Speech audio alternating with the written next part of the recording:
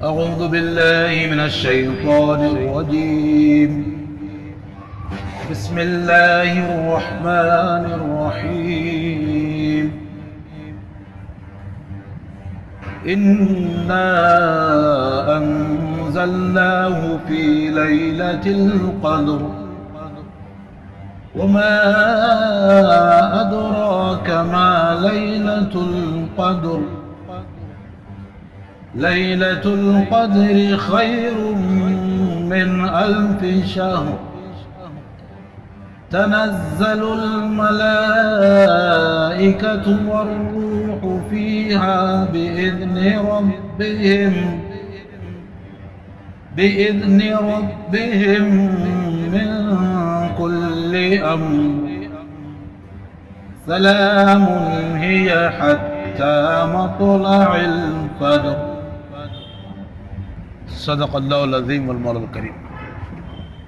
رب اشرح لی صدری ویسر لی امری واحلل عقدۃ من لسانی یفقہوا قولی. اللہ کے نام سے جو بڑا مہربان ہے اور نہایت رحم کرنے والا ہے. یہ سورہ قدر ہے جس کی تلاوت آپ کے سامنے کی گئی، اور آج کے ہمارے تذکیر کا موضوع ہی قرآن مجید ہے. چونکہ کل سے انشاءاللہ رمضان کا آغاز ہونے جا رہا ہے، اور رمضان اور قرآن کا غیر معمولی تعلق. خاص طور سے یہ جو سورہ میں نے آپ کے سامنے پڑھا ہے، اس سورہ میں شب قدر کا ذکر ہے. شب قدر کا مطلب ہے وہ رات جس میں تقدیر کے فیصلے ہوتے ہیں.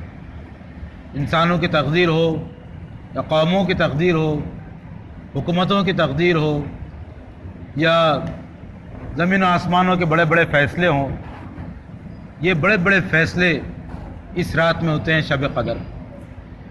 اسی لیے اس کو شب قدر کہتے ہیں، تقدیر والی رات. اور اسی میں زندگی اور موت کے بھی فیصلے ہوتے ہیں. تو یہ بڑی اہم رات ہے. یعنی یہ رات کی اہمیت ہمیشہ سے رہی ہے، اور یہ رات رمضان میں آتی ہے.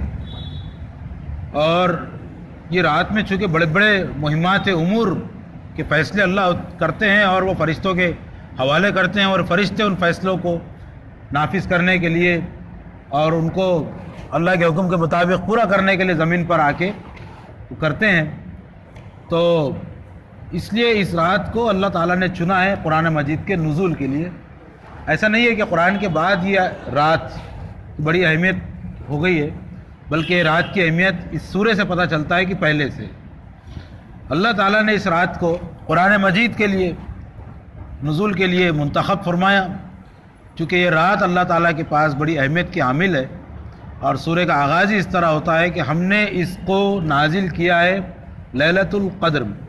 شب قدر میں ہم نے اس قرآن کو نازل کیا. اللہ فرمائے وما ادراک ما لیلۃ القدر. اور تم کیا جانو کیا ہے وہ لیلۃ القدر؟ کیا تم جانتے ہو کیا ہے وہ شب قدر؟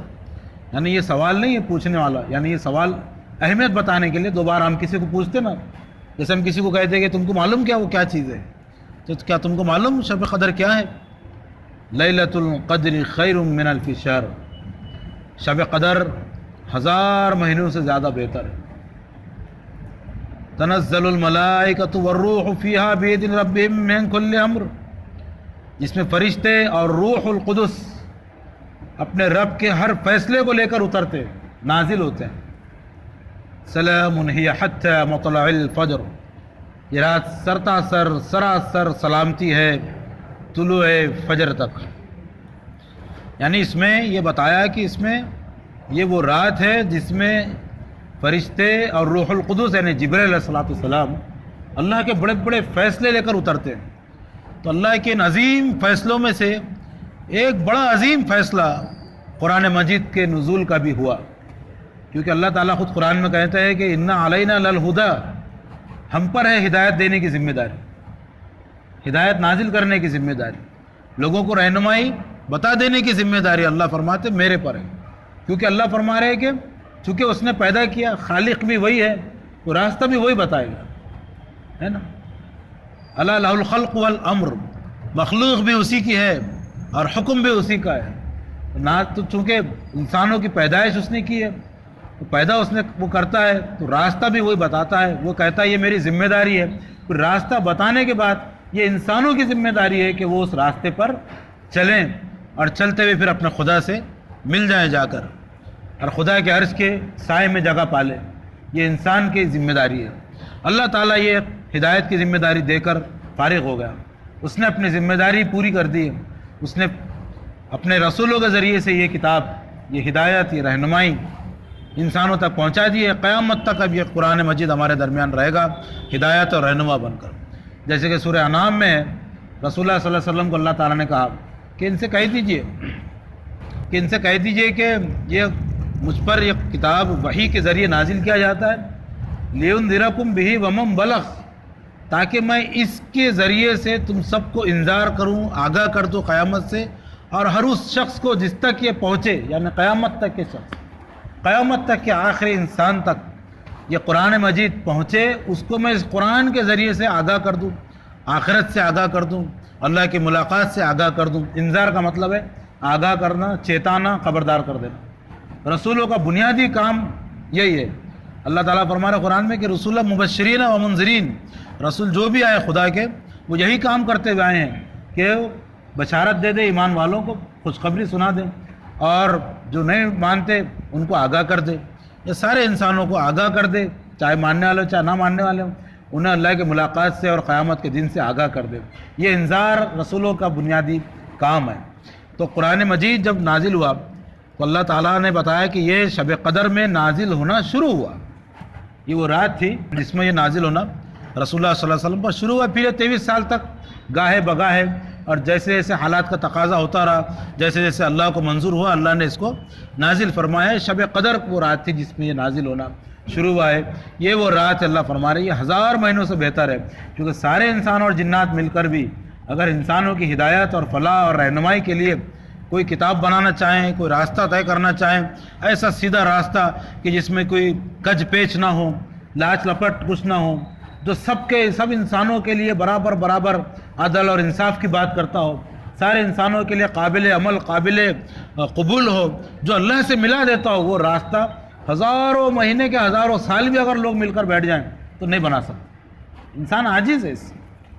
تو اللہ نے فرمایا 1000 مہینوں سے بہتر رات ہے، اس میں فرشتے اتر رہے ہیں، روح القدس اتر رہا ہے۔ تو یہ رات سرتا سر سلامتی ہے طلوع فجر تک۔ تو آپ غور کیجئے وہ کون سا کام ہے جو اللہ نے کیا، جو جبرائیل علیہ السلام نے کیا، جو اللہ کے نہایت مقرب بندے اور فرشتے ہیں، پھر اللہ کے رسول صلی اللہ علیہ وسلم نے کیا وہی کام، پھر وہ کام امت کو کرنے کی تاکید کی۔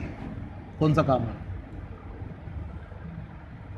دیکھیے اللہ نے ہم کو عبادت کرنے کا حکم دیا، اللہ معبود ہے، ہم اس کے بندے ہیں، ہم سجدہ کرتے ہیں، ہم ساجد ہیں، وہ مسجود ہے نا۔ کوئی کام ایسا نہیں ہے کہ جو وہ کرتا اور ہم کرتے ہیں، وہ تو خالق اور مالک ہے نا، ہم تو اب بندے کی حیثیت میں کام کرتے ہیں۔ مگر ایک کام ہے جو اس نے بھی کیا، جبرائیل علیہ السلام نے کیا، رسول اللہ صلی اللہ علیہ وسلم نے کیا، اور امت کو تاکید کی کہ تم بھی کرو۔ وہ کام کیا ہے؟ وہ کام ہے الرحمن علم القرآن، نہایت مہربان خدا نے قرآن کی تعلیم دی۔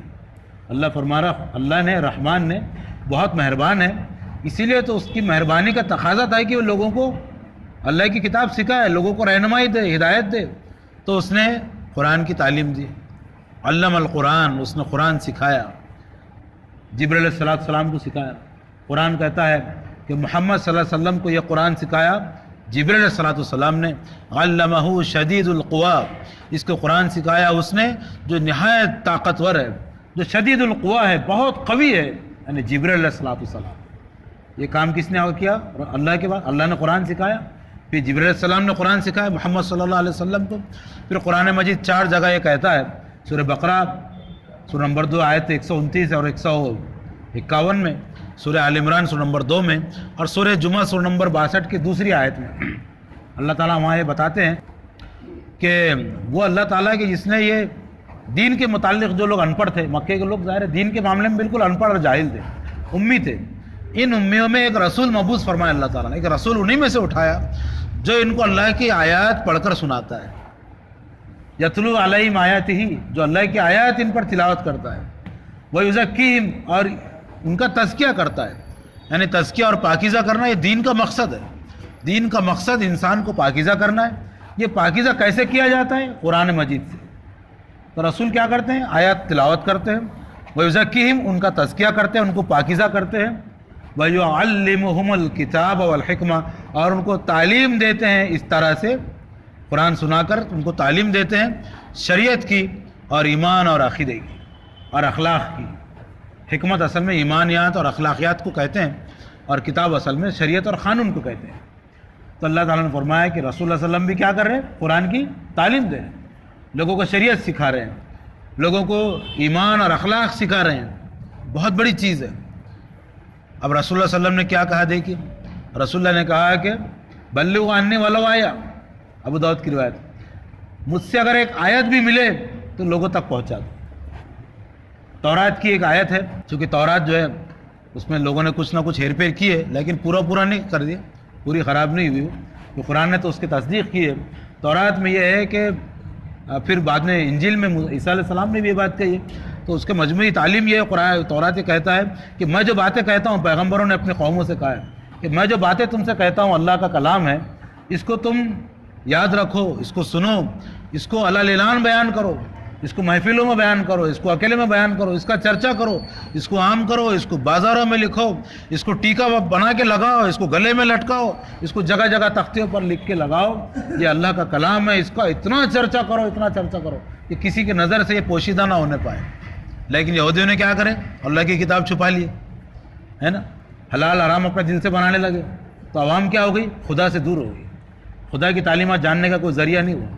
لیکن رسول اللہ صلی اللہ علیہ وسلم اور آپ کے صحابہ اکرام نے بڑی تعداد میں قرآن مجید کو فروغ دیا، اتنی بڑی تعداد میں کہ آج الحمدللہ پوری دنیا کے نہ صرف کہ مسلمانوں کے گھروں میں بلکہ کروڑوں غیر مسلموں کے گھروں میں بھی قرآن مجید رکھا ہوا ہے نا، الحمدللہ.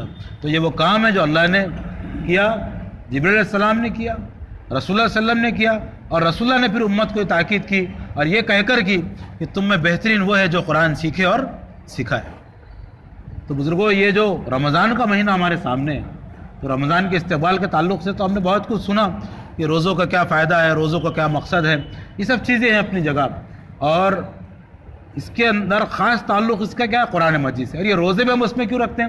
قرآن پر عمل کرنے کے لیے، قرآن سے اپنا تعلق گہرا کرنے کے لیے. قرآن کی تعلیم کی بنیاد کیا ہے؟ تقویٰ ہے. قرآن یہ چاہتا ہے کہ یہ جو زندگی کی گاڑی چلے گی، اس کا مقصد تو تزکیہ ہے، انسان پاکیزہ ہو جائے. وہ پاکیزہ کیسے ہوگا؟ یہ گاڑی چلے گی تو اس کا ایندھن کیا ہے؟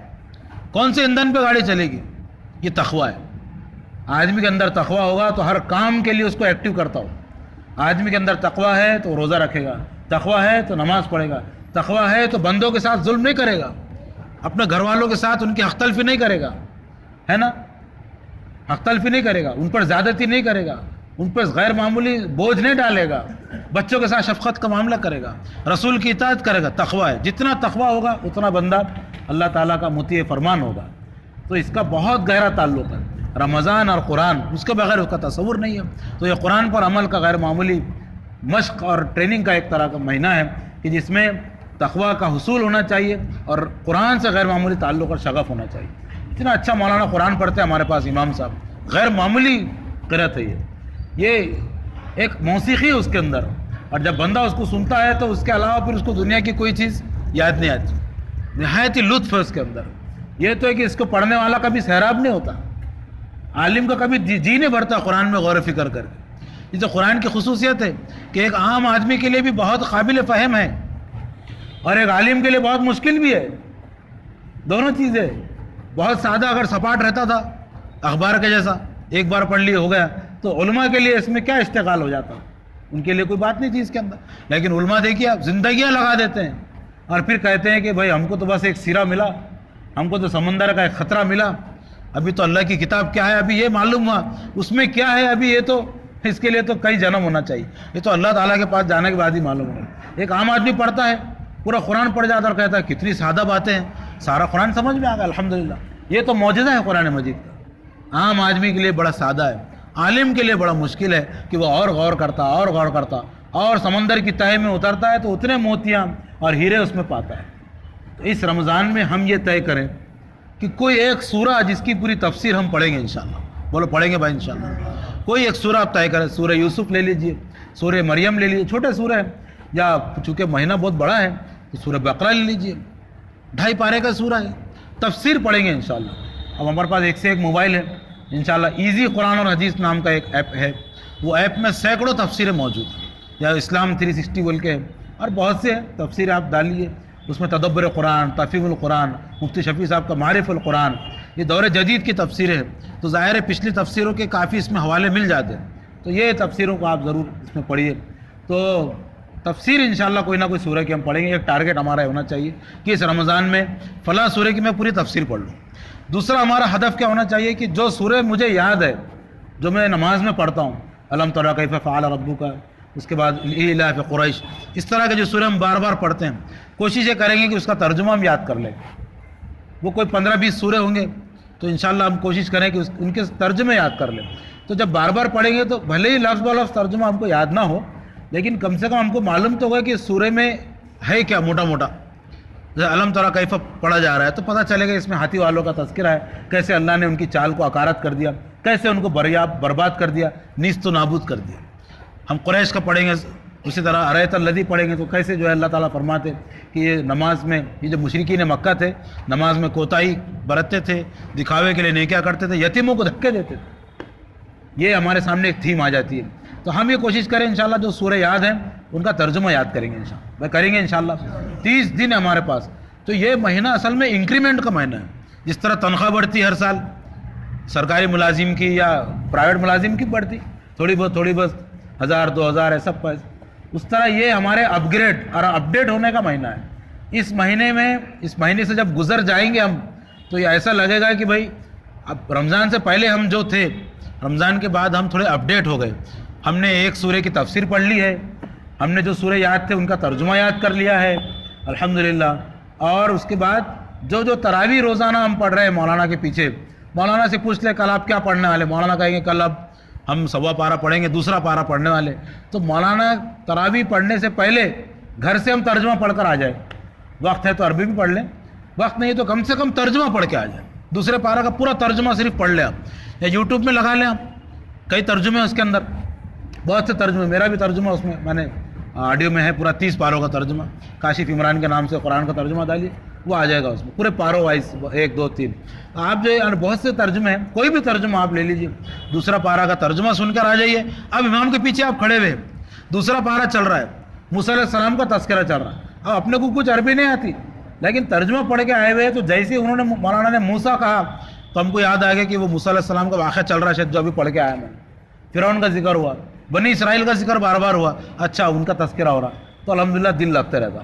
وہ جو اونٹ رسی توڑ کے بھاگتا نا بار بار، رسول اللہ نے بولے قرآن کا معاملہ ایسا ہے جیسے اونٹ رسی توڑ کے بار بار بھاگ جاتا، تو قرآن کے پڑھنے والے کے پاس سے بھی قرآن جلدی بھول جاتا آدمی، تو اس کو بار بار یاد کرتے رہنا پڑتا، اس کے مجموعے کو، اس کے کلام اور ترجمے کو یاد کرنا پڑتا۔ اس طرح نماز میں دل ایسے بھاگ جاتا ہمارا، بار بار لاؤ اس کو پکڑ کے، وہ بار بار بھاگ جاتا ہو، اس کی کھونٹی سے باندھنے کے لیے کیا کرنا، ترجمہ تھوڑا بہت دھیان میں رکھے تو بار بار پھر وہ واپس آ جاتا، بار بار واپس آ جاتا۔ تو یہ 2-3 کام ہے اس کو کرنے کی ضرورت ہے۔